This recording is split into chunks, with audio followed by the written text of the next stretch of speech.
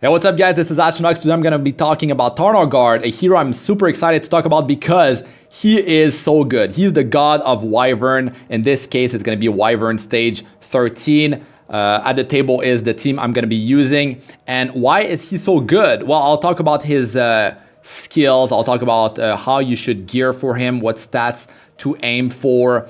And I've been using him in the Abyss. I've been using him in the Labyrinth. Right as Achates, you can use him in normal, in hell. I've been using him in Hall of Trolls. So you can definitely use him in multiple areas of the game, not only in Wyvern, guys. So at the table is the team I'm going to be using. And the 4th position, Seaside Bellona, is a flexible position. The rest of the team, I mean, this is a free-to-play team if you don't account for Seaside Bellona. I've been using this team, Crozet, Taranor Guard, Alexa, and the 4th was Misty Chain in my free-to-play guide with tips. If you still haven't seen that video, I do recommend that you go check it out. The team at the table is my speed team. You could be replacing Crozet with General Purgus to speed the run even faster. But the thing is, like, I prefer to stick to free-to-play friendly teams or teams that are more like closer to a free-to-play setup as possible. So let me talk about Taranor Guard now. Let's go in there, right? Why is he so good? He is he's secretly overpowered if you don't know about him. If you still don't have him and you want to build him because you're struggling in your Wyvern, right? Any stage of Wyvern, save your Mystic Metals and wait for him to show up in a rotation and just go there and start pulling for him because it's going to be much easier to obtain him this way. Cherry on top, he's got critical hit chance on his self-memory imprint. 11.2% at triple S is very nice. His skills, why is he so good, right? 75% chance to defense break for 1 turn. That is massive. Decrease defense by 70% of the target, which will increase your damage output against this target massively. So it's on a skill 1, which is amazing because it will trigger or it will potentially trigger during a dual attack as well. And skill number 2, the passive, increases his dual attack chance by 10%. You have a 5% base dual attack chance, so you're gonna have 15% dual attack chance. And when he does dual attack, increases the combat readiness of the whole team by 25%. How great is that? He is able to let you go twice against the boss, Wyvern, which is insane. And it also increases his attack. You're gonna get attack buff for 1 turn when he does trigger a dual attack. Skill number 3, you don't have to worry about this if you're going to be using him for Wyvern, but if you're going to be using him in other areas of the game, then I would consider like skilling this thing up. You don't use this, you turn off his skills in Wyvern because the boss is immune to combat readiness reduction, guys.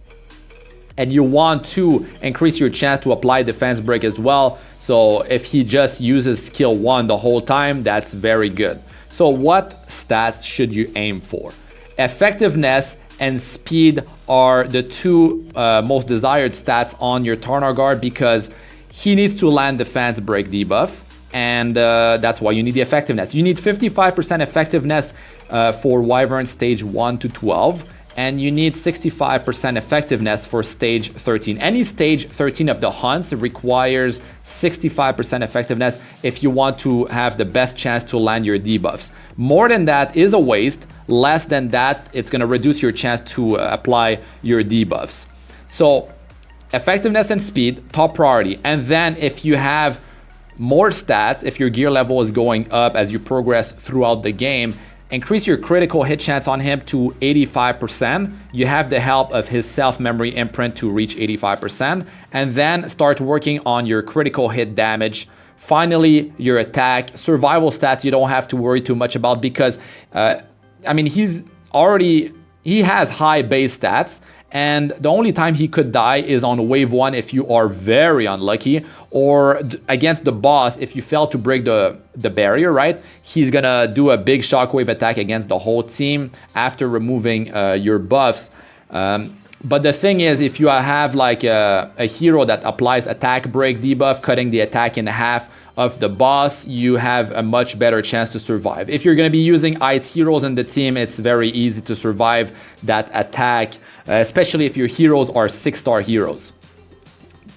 That's my gear on him. In terms of artifact that you can use, right? The best would be the one that I'm using currently to increase your success rate, because debuffs is the name of the game in Wyvern. Having 2 debuffs allows you to have the boss attack the frontliner, it's guaranteed, and 3 debuffs or more will greatly reduce the damage output of the boss. So Junkyard Dog is an artifact from the Guilty Gear collaboration. It's limited. If you don't have this, it's fine. It's fine. You can use Daydream Joker instead of this, the 3-star artifact Daydream Joker, guys.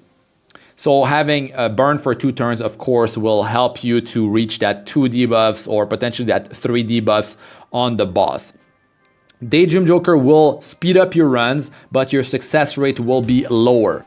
All right, let me show you the stats of the other 3 heroes real quick. So Seaside Bellona, flexible hero. You could be replacing her with a lot of different heroes. Sigrid, Karen, Dizzy, to name a few. Misty Chain, free to play hero that you could be using instead of her.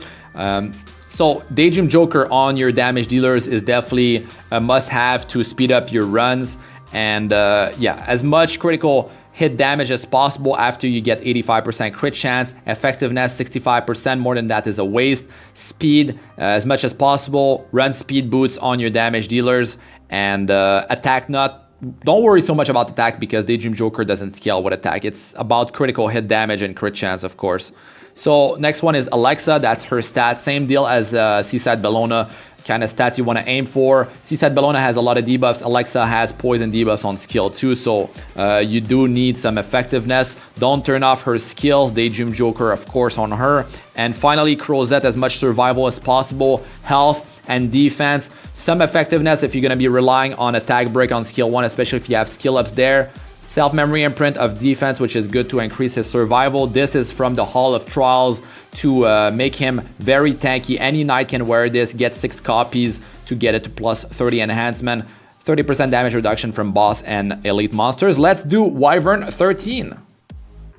All right, let's get in there and see how this team performs. So this team, right?